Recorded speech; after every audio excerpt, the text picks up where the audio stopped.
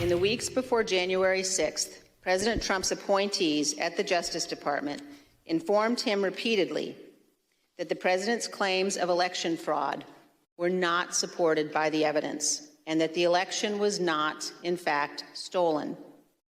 President Trump intended to appoint Jeffrey Clark as Attorney General, in part so that Mr. Clark could alter the Department of Justice's conclusions regarding the election.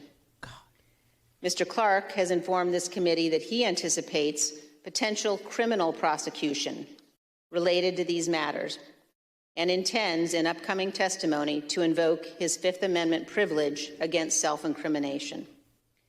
As Mr. Meadows' non-privileged texts reveal, Meadows communicated multiple times with a member of Congress who was working with Mr. Clark. Mr. Meadows has no basis to refuse to testify regarding those communications. So there were a lot of members of Congress who were briefed on this. The PowerPoint presentation is pretty shocking and scary. Here's page 23 of it, if you can just show my screen.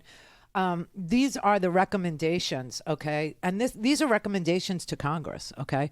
Brief senators and congressmen on foreign interference. And there I highlighted the scariest one of all, the autocrats, go to. Declare national security emergency. Say that a foreign influence took control of electronic voting systems and declare electronic voting in all states invalid. Invalid. Now, what they were doing ahead of January 6th was they were auditioning Jeffrey Clark to do this, but they were briefing Congress. And why? Because Donald Trump was using the Freedom Crackers. He was using the Gosars. He was using the Boberts. He was using the Marjorie Taylor Greens, the Matt Getzes. He was using the Mo Brooks of the world and others. Representative Andy Clyde, who said it looked like tourists to him. There was no insurrection at all. It didn't even happen. Remember that? Looked like tourists, everybody. Just like, if you just looked at the video, you would think it was, a normal day. There was no insurrection, and to call it an insurrection, in my opinion, is a bold-faced lie. Watching the TV footage of those who entered the Capitol and walked through Statuary Hall showed people in an orderly fashion staying between the stanchions and ropes taking videos and pictures. If you didn't know the TV footage was a video from January the 6th, you would actually think it was a normal tourist visit. Great. So that was the first lie after the insurrection that started to perpetuate among the MAGA crowd, the people who can be fooled all the time.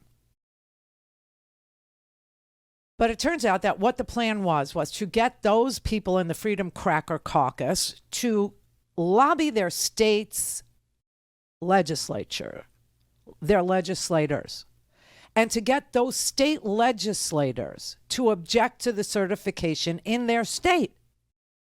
And when that didn't work, then they turned to the Department of Justice.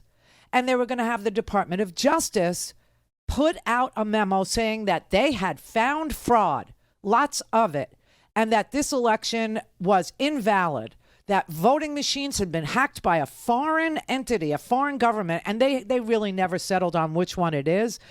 In the PowerPoint presentation, let me scroll back to that portion of this.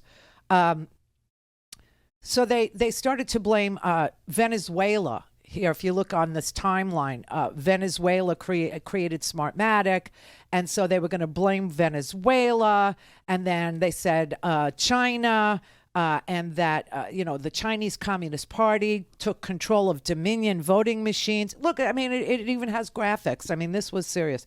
And then USB Securities, a Swiss investment bank, they actually, were responsible also. And here's their little flow chart of all the money that came from China, went to Smartmatic, UBS, went to Staple Street, to some, just crazy stuff, really crazy stuff. Then down to Smartmatic, and Biden's transitional personnel were employed there. And it was also the ES&S machines and Dominion voting machines and all this. And that led them to their recommendation that they declare a national security emergency and blame a foreign interference some ops. They even, invoked Italy. They said Italy, did something too. So that was stage 2 of the cancer. that inflicted us, right? When they couldn't get the state legislators to object to the certification in the states, then they went to the feds. Okay, they go to their friendly people in Congress and they say, okay, that didn't work. So now what we need for you to do is to get prepared to declare a national emergency. Okay, and when that didn't work, then they turned to violence. I mean, this was so planned. It was so obvious, and this is why he fired everybody ahead of the election and installed all his acting. Remember, we kept saying, why is everybody acting? It's like acting. They're all acting. I mean, there was no one in charge of anything. The Mark Esper was, excused from his Defense Department, from DOD, right? The AG left. Bill Barr said, I'm not in. I saw this. I'm not doing this. This didn't happen. It's not true. Kept telling everybody at DOJ, you can't object to this election because this was a free and fair election. I'm leaving. I'm going. And then he started holding auditions for who could actually do this. And now the man that he chose in the end, Jeffrey Rosen, he's already testified, and he's told them behind closed doors what exactly went on there, and that Jeffrey Clark was going to be installed, and his entire role was to decertify the election. He was going to claim foreign interference and declare a national emergency, and Congress needed to go along with it. And he needed the media, so he had Fox News. Everyone knew this. Everyone knew this, okay? This is like crazy. So Adam Schiff, how many minutes do I have in this segment? Just a handful of seconds, actually. A handful of seconds. All right, when we come back, I'm going to play you Schiff's offerings, okay? His offering of evidence to the committee last night. His offering dealt with the fact that members of Congress all knew. That members of Congress were in on it, that they were briefed on it, that they knew what was going on, that the lawmakers won't be named yet, but eventually they will be named. They know who these lawmakers are. And he shows their text messages. He shows their text messages that say things like, hey, listen, we tried. We really tried everything that we had, all the armor, everything in the arsenal. In all those 6 states, meaning swing states, and nothing worked, and we're sorry it didn't work. And this was after the insurrection, which was the last-ditch effort to overturn the election, violence.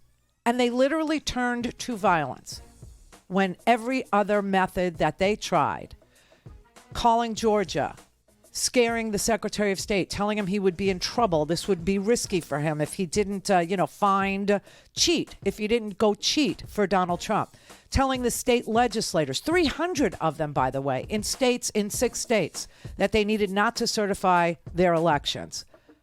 Telling the Department of Justice they needed to scream that there was foreign interference and declare it null and void.